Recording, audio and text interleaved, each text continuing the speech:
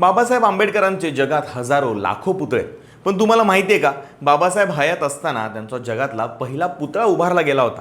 कुठे, कोणी आणि कसा, थोडक्यात सांगतो. ही गोष्ट आहे कोल्हापूरमधली.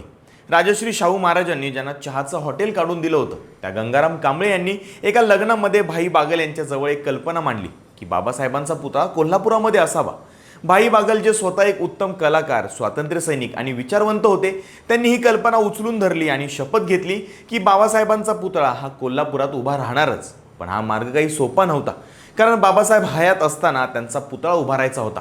तत्कालीन काँग्रेस सरकारने बरेच अडथळे आणले. म्युन्सिपाल्टीने या पुतळ्यासाठीची देणगी मंजूर केली होती आणि जागा ठरवली होती. त्या दोन्ही गोष्टींची मंजुरी रद्द केली. पण भाई बागल डगमगले नाहीत.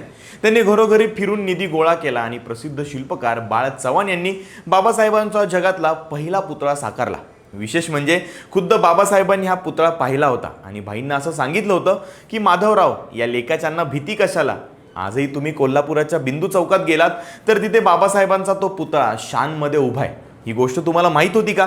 आणि बाबासाहेबांचा कोणता विचार तुम्हाला सर्वात जास्त भावतो? कमेंट्समध्ये नक्की सांगा आणि फॉलो करा लगाव बत्ती.